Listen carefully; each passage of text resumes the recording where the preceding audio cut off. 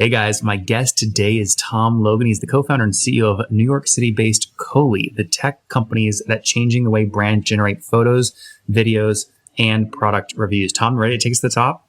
Let's do it, Nathan. Yep, great to be here with you. And yeah, I'm ready for my grilling. You are competing in a fragmented space, man. What's your mousetrap? How are you getting in? Yeah, so early on, it was the influencer angle. Back in 2017, it was very buzzy. People were very willing to get on a call to talk influencer.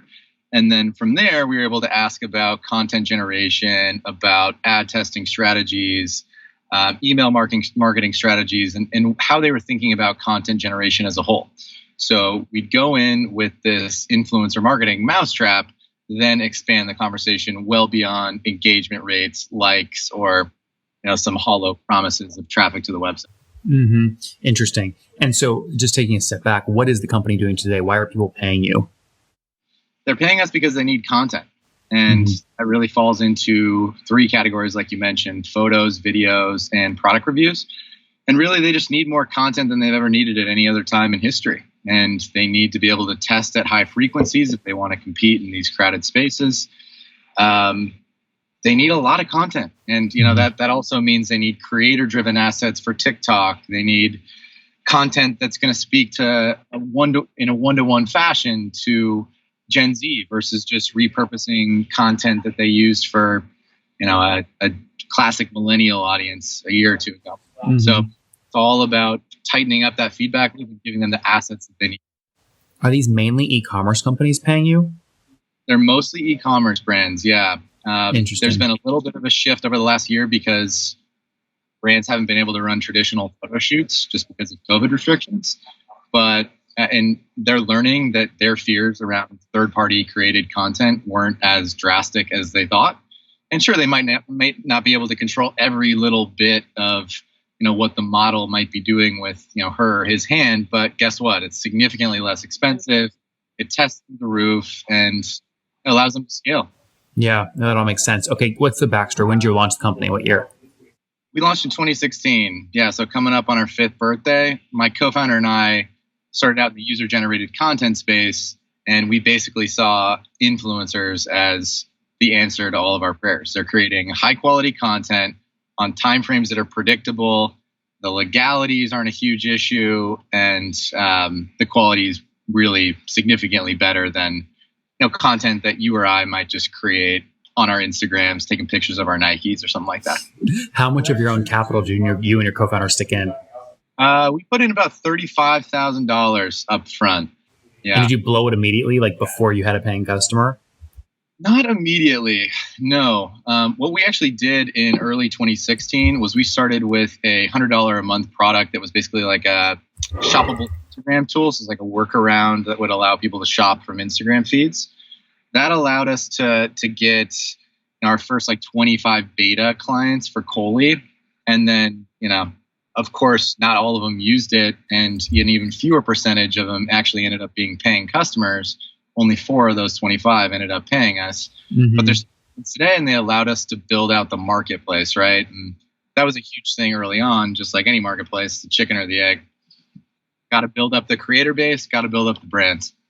Okay, so let's talk about the marketplace for a second. Let's just talk GMV. I assume that's what you measured last year. How much went through the marketplace? Yeah, so just south of $1 million, but that's not actually how we monetize. We don't take a cut of that at all. Yep. So annual SaaS licenses directly with the brands, and we don't take a cut of anything that they do on top of that. We'll give them. And creators are free? Creators take 100% of what they earn on Cohley. Oh, wow. Interesting. So you paid out a little under $1 million to creators last year. Yeah. How many creators? I don't even know the total. There are a lot that do product exchange only, especially the product reviews, right? That's an FTC regulation. Mm-hmm. You do it in exchange for free product. But, we also have high-end photographers that make a few $1,000s for producing 20 photos. So we're starting to service both sides of the market. And you're talking like hundreds of creators or thousands of creators or dozens? Thousands. Oh, wow. Thousands. Okay. And how many brands put at least $1 through? 220 brands last year put at least $1 through. Yep. So it's a thriving marketplace. And naturally, it's become a lot easier to create these pockets of niche creators. For example, in like New Zealand, or people women who are going through menopause. Mm-hmm. That was the conversation we had earlier today. It becomes much easier to build out that creator population once you have good brand names on the actual platform. Mm-hmm. And when the brands are paying you the SaaS fees, what are they paying per month or per year on average? On average, they're paying $1,500 a month. So okay. $18K a year is the kind of the median price point. And could you see yourself ever, if the GMV grows 10, 20, 100 million, you start taking a small percent, or no? Yeah, definitely. It would have to fit within our larger mission to generate lots of content at low cost, mm-hmm. right? We want these mid-market brands, these D2C brands that are keeping the massive conglomerates honest. We want them to continue to be able to be viable challengers, and we like that David versus Goliath type of positioning. So potentially down the road, I wouldn't say never to that, but there are other ways that we can monetize. 220 brands at called an $18,000 price point. You're flirting with a $4 million run rate, something like that? Exactly right. Yep. You think you can break it this year? Absolutely. Yeah. We want to double this year. We feel like the factors that are out of our control in terms of the market and the overall enthusiasm for what our offering is continues to grow. And we're also really benefiting from partnerships with Klaviyo, with Attentive. We're one of 5 creative partners for TikTok as well. So we're starting to be associated with these bigger brands and like sit in the middle of this ecosystem where we can add testing where it didn't previously exist. Are you in any acquisition talks with Klaviyo? No, we haven't. And I've been told to be careful because I know they're builders, but they've been awesome to work with, and certainly going to the moon. You're trying to double this year, maybe get up to an $8 million run rate. But where were you exactly a year ago, in maybe December 2019? A year ago, we were at 2.5, and we were essentially flat through about May of 2020, and then really accelerated like crazy as e-commerce spend went berserk. Mm-hmm. So when we started doubling down, we went heavy into marketing, maintaining a really, really healthy 3.3 to 1 LTV to CAC. So we've been able to lean into this, and the products continue to mature. We've done a good job of using our most successful clients to help evangelize our offering and our methodology. And what do you put your I assume you do some sort of math here, obviously, but what do you put your LTV at right now? Yeah, our LTV to CAC is our LTV is like 12K. So interesting. Yep. How do you get that?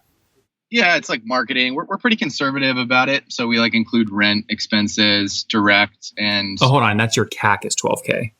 Right. Sorry. What's your LTV? Oh, LTV. Yeah. Yeah. So, I mean, it's like 2.5 years. Yeah. So, yeah. Yep. And you're talking like $40K, $40,000, something like that. Yep.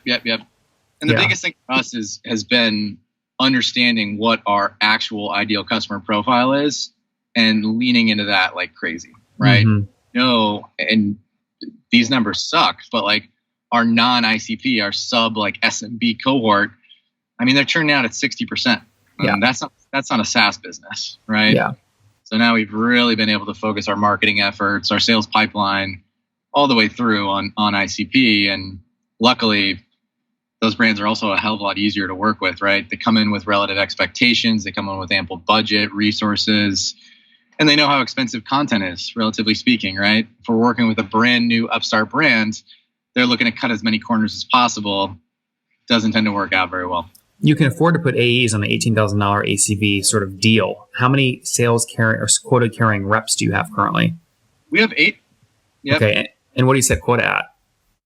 Quota's 120K. Monthly? Nope. That's per quarter. Oh, yep. Quarterly. Yep. That's quarterly. Exactly. Okay. So you want them closing each year about $500,000 of new ARR. Yeah.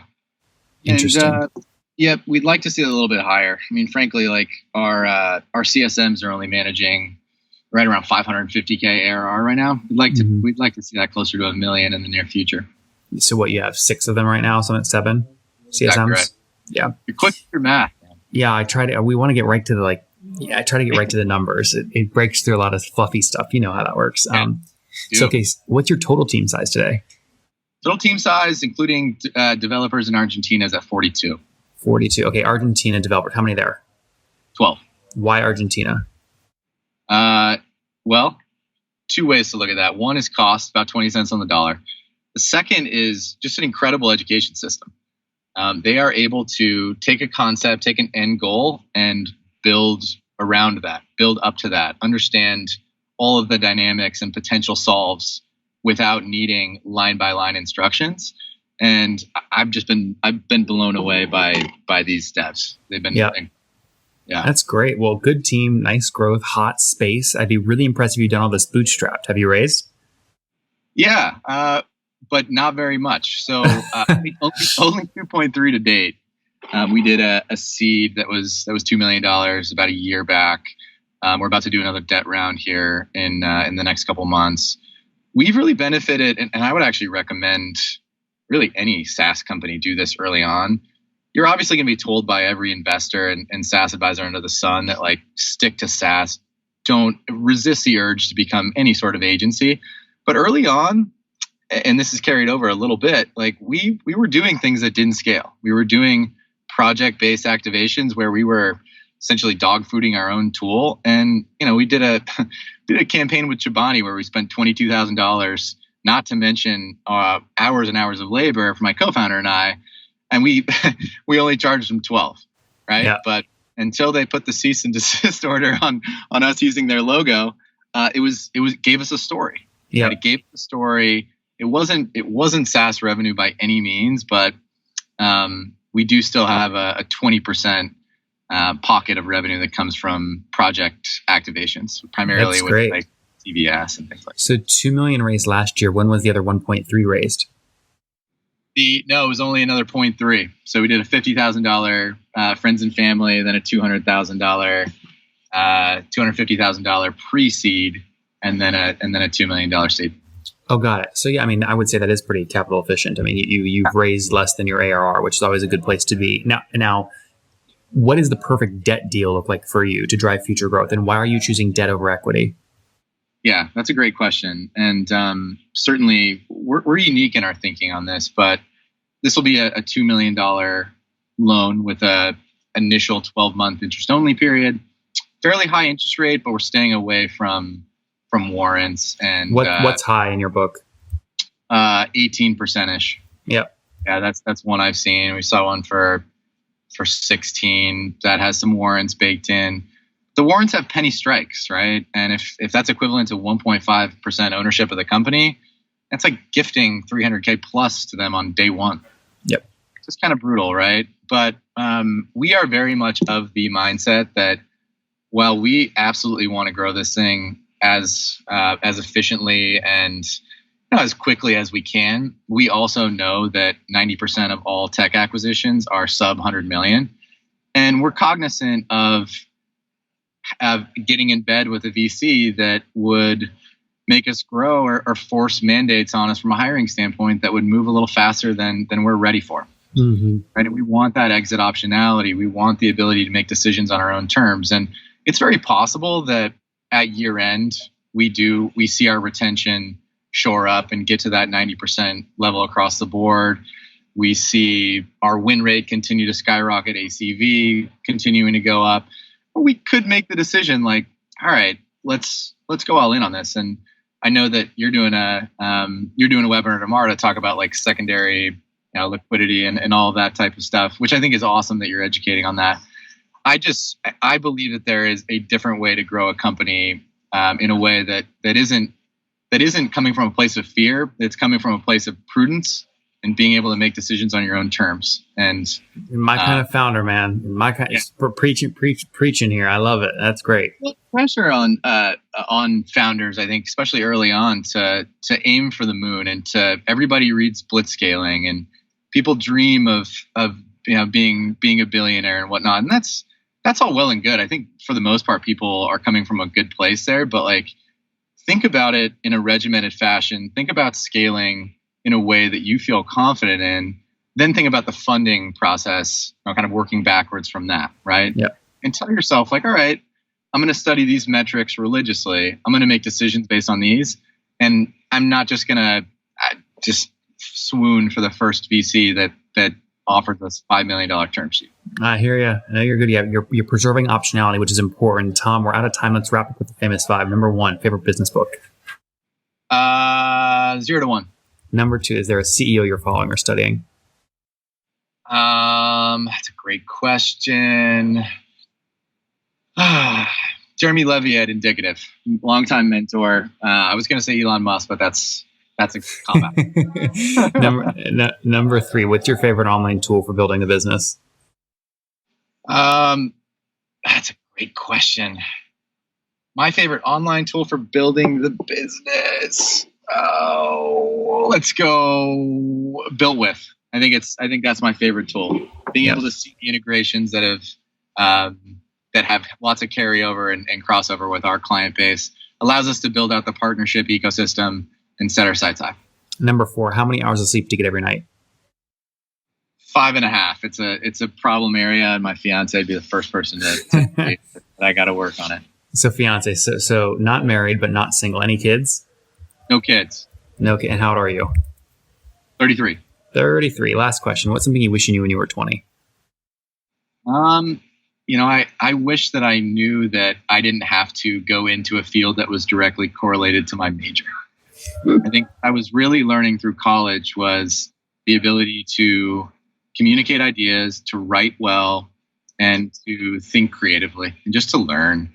Right? If I could go back to college, I wish I could just soak it all in and go to every office hours with every teacher and just soak it up. Mm-hmm. Guys, Cohley launched in 2016, very capital efficient, flirting with a $4 million run right now, just $2.3 million raised. They're about to close a $2 million debt round to preserve optionality, whether they want to exit, grow, whatever they want. They have all options on the table. Nice growth rate, now serving about 220 brands that are connecting with creators. $1 million went through the platform last year as brands paid creators to come up with unique new content. Mostly e-commerce brands is where they're focused. We'll see what happens as they try and double this year. Tom, thanks for taking us to the top. Thanks, Nathan. One more thing before you go. We have a brand new show every Thursday at 1 p.m. Central. It's called Shark Tank for SaaS. We call it Deal or Bust. One founder comes on, 3 hungry buyers. They try and do a deal live, and the founder shares back-end dashboards, their expenses, their revenue, ARPU, CAC, LTV, you name it, they share it. And the buyers try and make a deal live. It is fun to watch every Thursday, 1 p.m. Central. Additionally, remember, these recorded founder interviews go live. We release them here on YouTube every day at 2 p.m. Central. To make sure you don't miss any of that, make sure you click the subscribe button below here on YouTube, the big red button, and then click the little bell notification to make sure you get notifications when we do go live. I wouldn't want you to miss breaking news in the SaaS world, whether it's an acquisition, a big fundraise, a big sale, a big profitability statement, or something else. I don't want you to miss it. Additionally, if you want to take this conversation deeper and further, we have by far the largest private Slack community for B2B SaaS founders. You want to get in there. We've probably talked about your tool if you're running a company or your firm if you're investing. You can go in there and quickly search and see what people are saying. Sign up for that at nathanlatka.com/Slack. In the meantime, I'm hanging out with you here on YouTube. I'll be in the comments for the next 30 minutes. Feel free to let me know what you thought about this episode. And if you enjoyed it, click the thumbs up. We get a lot of haters that are mad at how aggressive I am on these shows, but I do it so that we can all learn. We have to counter those people. We got to push them away. Click the thumbs up below to counter them and know that I appreciate your guys' support. All right, I'll be in the comments. See ya.